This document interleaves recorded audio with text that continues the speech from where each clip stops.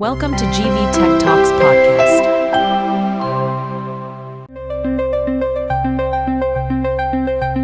మొక్కలు సూర్యరశ్మితో వాటి ఆహారాన్ని తయారు చేసుకుంటాయని మనందరికీ తెలుసు.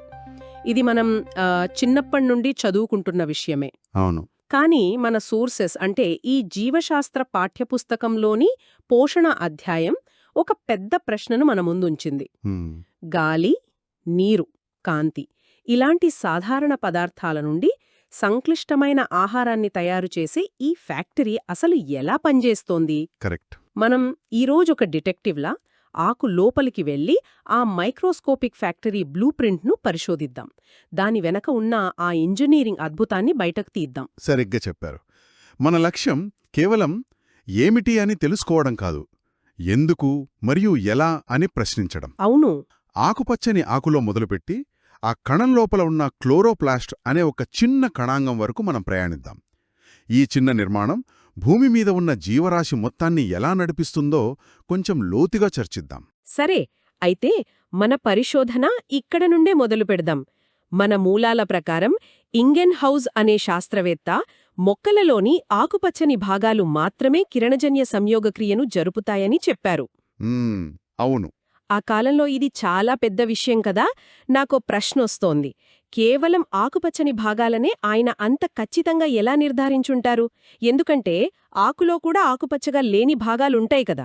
ఇది చాలా మంచి ప్రశ్న. ఇంగెన్హౌజ్ చాలా ప్రయోగాలు చేశారు. ఆయన గమనించిందేంటంటే సూర్యరశ్మి ఉన్నప్పుడు నీటి మొక్కల ఆకుపచ్చని భాగాల నుండి గాలి బుడగలో రావటం, ఓ కానీ ఆకుపచ్చగా లేని కాండం లాంటి భాగాల నుండి రాలేదు. ఆ గాలి బుడగలే ఆక్సిజన్ అని తర్వాత తెలిసింది. అలాగా. ఇక్కడే మన డిటెక్టివ్ కథలోని మొదటి క్లూ దొరుకుతుంది. ఆ ఆకుపచ్చ రంగుకు ఆహారం తయారీకి మధ్య ఏదో బలమైన సంబంధం ఉంది. ఆ రంగుకు కారణం క్లోరోఫిల్ అనే ఒక వర్ణద్రవ్యం. అది క్లోరోప్లాస్ట్ అనే ఒక ప్రత్యేకమైన సంచిలాంటి నిర్మాణంలో ఉంటుందన్నమాట. అంటే ఆకుపచ్చగా కనిపించే ప్రతిదీ ఆహారాన్ని తయారు చెయ్యదు, కానీ ఆహారాన్ని తయారు చేసే ప్రదేశం మాత్రం ఖచ్చితంగా ఆకుపచ్చగా ఉంటుంది. ఖచ్చితంగా. ఈ క్లోరోప్లాస్ట్లే అసలైన కిరణజన్య సంయోగ క్రియ ఫ్యాక్టరీలోనమాట. సరే, ఇక ఆ ఫ్యాక్టరీ లోపలికి వెళ్దాం. మన సోర్సెస్లో క్లోరోప్లాస్ట్ అడ్డుకోత చిత్రం అంటే ఆ ఫిగ్ 8 ఉంది కదా. అవును, ఉంది. చూడ్డానికి చాలా చిక్కుగా ఉంది. బయట 2 పొరలు, లోపల ఏదో ద్రవంతో నిండిన ఖాళీ స్థలం, దానిలో నాణేలను ఒకదానిపై ఒకటి పేర్చినట్టు కొన్ని దొంతరలు. అంతా కొంచెం గజిబిజీగా అనిపిస్తోంది. మొదటిసారి చూస్తే అలాగా అనిపిస్తుంది, కానీ అది గజిబిజీ కాదు, ఒక అద్భుతమైన డిజైన్. ఓకే. మీరు చెప్పినట్టు క్లోరోప్లాస్ట్ చుట్టూ 2 పొరల కవచం ఉంటుంది. లోపులున్న ఆ ద్రవ పదార్థాన్ని స్ట్రోమా అంటారు. స్ట్రోమా. ఇక నాణేల దొంతరలను గ్రానం అంటారు. ఒక్కో నాణ్యాన్ని థైలికాయిడ్ అని పిలుస్తారు. గ్రానం. దీన్ని మనం ఒక ఆధునిక ఫ్యాక్టరీతో పోల్చవచ్చు. స్ట్రోమా అనేది ఫ్యాక్టరీ ఫ్లోర్ లాంటిది. ఇక్కడ అసలైన వస్తువులు తయారవుతాయి. ఆసక్తికరంగా ఉంది. ఇక గ్రానం అనేది ఆ ఫ్యాక్టరీకు విద్యుత్తును అందించే సోలార్ పవర్ ప్లాంట్ లాంటిది. ఓకే, ఈ పోలిక బావుంది. సోలార్ పవర్ ప్లాంట్ అంటే గ్రానం, మరియు అసెంబ్లీ లైన్ అంటే స్ట్రోమా. అవును. కాని మన మూలాలలో కిరణజన్య సంయోగ క్రియలో 3 ముఖ్యమైన పనులు జరుగుతాయని చెప్పారు కదా. 1 కాంతి శక్తిని రసాయన శక్తిగా మార్చడం, 2 నీటిని విడగొట్టడం, ఇంకా 3ది కార్బన్ డయాక్సైడ్తో ఆహారాన్ని నిర్మించడం. ఈ 3 పనులు ఈ 2 విభాగాలలో ఎలా పంచుకోబడ్డాయి? ఇక్కడే అసలు డిజైన్ యొక్క గొప్పతనం బయటపడుతుంది. మొదటి 2 పనులు అంటే కాంతిశక్తిని పట్టుకోవడం మరియు నీటి అణువును విచ్ఛిన్నం చేయడం, ఈ 2 చాలా వేగంగా అత్యధిక శక్తితో జరిగే చర్యలు. అవును. వీటిని కాంతి చర్యలు లేదా లైట్ డిపెండెంట్ రియాక్షన్స్ అంటారు. ఇవన్నీ గ్రానమనే సోలార్ ప్యానెల్స్లో జరుగుతాయి. గ్రానంలో ఇక్కడ కాంతి శక్తిని గ్రహించి దాన్ని ఏటీపీ మరియు ఎన్ఏడిపిహెచ్ అనే 2 తాత్కాలిక ఎనర్జీ కరెన్సీ లేదా ఛార్జ్ చేసిన బ్యాటరీల రూపంలోకి మారుస్తారు. ఓ, బ్యాటరీలు. ఈ ప్రక్రియలోనే నీరు విడిపోయి మనకు ప్రాణవాయువైన ఆక్సిజన్ విడుదలవుతుందన్నమాట. ఒక్క నిమిషం, ఇక్కడే నాకు కొంచెం గందరగోళంగా ఉంది. మన సోర్సెస్లో కాంతి ఆధారిత చర్య, కాంతి అవసరం లేని చర్య అని 2 దశల గురించి చెప్పారు. అవును. వినడానికి పగలు జరిగే పని, రాత్రి జరిగే పనిలా అనిపిస్తోంది. నేననుకునేది సరైనదేనా, లేక ఇందులో ఏదైనా లోతైన విషయముందా? మీరు చాలామందిలాగే ఆలోచిస్తున్నారు, కాని అది ఒక సాధారణ అపోహ మాత్రమే. అలాగా? అందుకే శాస్త్రవేత్తలు చీకటి చర్య అనే పదాన్ని ఇప్పుడు అంతగా వాడటం లేదు. కాంతి అవసరం లేని చర్య అనడం కంటే కాంతి స్వతంత్ర చర్య అంటే లైట్ ఇండిపెండెంట్ రియాక్షన్ అనడం మరింత సరైనది. ఎందుకు?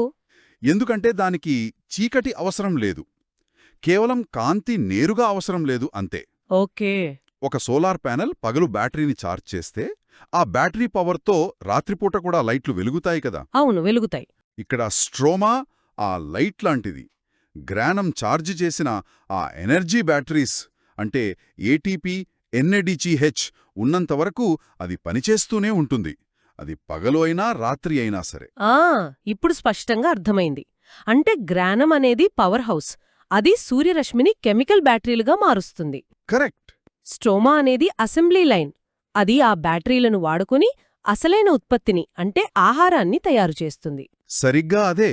కాని నాకో సందేహం, ఈ రెండు విభాగాలను వేరుగా ఉంచడం అంత సమర్థవంతంగా అనిపించడం లేదు. రెండింటినీ ఒకేచోట కలిపేస్తే పని ఇంకా వేగంగా జరగాలి కదా. ఈ విభజన వెనుక ఉన్న అసలు కారణమేంటి? ప్రకృతి ఎందుకు ఇంత సంక్లిష్టమైన డిజైన్ను ఎంచుకుంది? మీరడిగిన ప్రశ్నలోనే ఈ మొత్తం డిజైన్ వెనుక ఉన్న అసలు రహస్యం దాగి ఉంది. అసలు విషయమేంటంటే క్లోరోప్లాస్ట్ ఒకే పనిని రెండు విభిన్న స్వభావాలున్న పనులుగా విడగొట్టింది. రెండు పనులుగానా? అవును. ఒకటి చాలా వేగంగా జరిగే ప్రమాదకరమైన అత్యధిక శక్తితో కూడిన శక్తిని పట్టుకోవడమనే పని. ఇది గ్రాణాలో జరుగుతుంది. రెండోది నెమ్మదిగా జాగ్రత్తగా అనేక ఎంజైమ్ల సహాయంతో జరిగే ఆహారాన్ని నిర్మించడం అనే పని. ఇది స్ట్రోమాలో జరుగుతుంది. సరే. ఇప్పుడు ఈ రెండిటినీ ఒకేచోట కలిపితే ఏమవుతుందో ఊహించండి. శక్తిని గ్రహించే ప్రక్రియలో విడుదలయ్యే అస్థిరమైన అణువులు ఆహారాన్ని నిర్మించే సున్నితమైన రసాయన చర్యలకు అడ్డుపడతాయి. అంతా గందరగోళమవుతుంది. అంటే ఇది ఒక ఫ్యాక్టరీలో అత్యంత ప్రమాదకరమైన బాయిలర్ రూమ్ను, చాలా శుభ్రంగా ఉండాల్సిన క్వాలిటీ కంట్రోల్ ల్యాబ్ను పక్కపక్కనే పెట్టడం లాంటిదా? అద్భుతమైన పోలిక. సరిక్కాదే. అలా చేస్తే ప్రమాదం జరగడమే కాకుండా ఉత్పత్తి నాణ్యత కూడా దెబ్బతింటుంది. ఖచ్చితంగా. ప్రకృతి యొక్క ఇంజనీరింగ్ అద్భుతమదే. గ్రానాను స్ట్రోమాను వేరుచేయడం ద్వారా అది గందరగోళాన్ని నియంత్రించి ఒక క్రమాన్ని సృష్టించింది. It's about managing chaos to create order. Wow! శక్తిని పట్టుకునే పనిని ఒకచోట, ఆ శక్తిని వాడుకుని నిర్మించే పనిని మరోచోట కేటాయించడం ద్వారా మొత్తం ప్రక్రియను అత్యంత సమర్థవంతంగా, సురక్షితంగా మార్చింది. ఈ నిర్మాణాత్మక విభజనే కిరణజన్య సంయోగ క్రియను భూమిపై జీవానికి మూలాధారంగా మార్చింది. మీరు చెప్పేది వింటుంటే భూమి మీద ఉన్న ప్రతి ఆకులో, ప్రతి సెకనుకు కొన్ని లక్షల కోట్ల సార్లు ఈ చిన్న ఫ్యాక్టరీలు పనిచేస్తున్నాయన్నమాట. నిజమే. మనం పీల్చే గాలి, తినే తిండి అంతా ఈ చిన్న ఇంజిన్ నుంచే వస్తోంది. ఆ స్కేల్ ఊహించుకుంటేనే ఆశ్చర్యంగా ఉంది. అవును. అంటే ఆ రసాయన సమీకరణం 6CO2 + 12H2O 1C6H12O6 + 6H2O + 6O2 అనేది కేవలం అక్షరాలు, అంకెలు కాదు.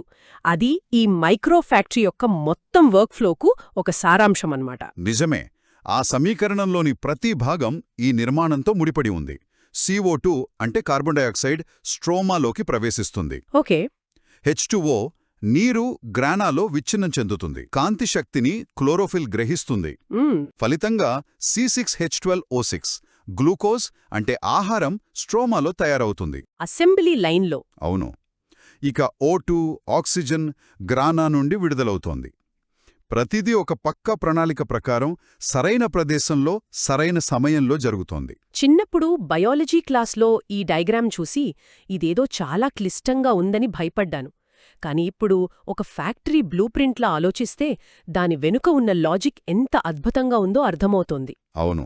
ఈరోజు మనం మొక్కలోని ఆకుపచ్చని భాగం అనే ఒక సాధారణ విషయం నుండి మొదలుపెట్టి దాని లోపల ఉన్న క్లోరోప్లాస్ట్ అనే సూక్ష్మ కర్మాగారం వరకు ప్రయాణించాం. కాంతిని గ్రహించే గ్రాణం అనే పవర్ ప్లాంట్, ఆహారాన్ని సంశ్లేషణ చేసే స్ట్రోమా అనే అసెంబ్లీ లైన్ గురించి అవి ఎంత వ్యవస్థీకృతంగా పనిచేస్తాయో తెలుసుకున్నాం. ఈ మొత్తం చర్చ ఒక చాలా ముఖ్యమైన ప్రశ్నను మన ముందు ఉంచుతోంది.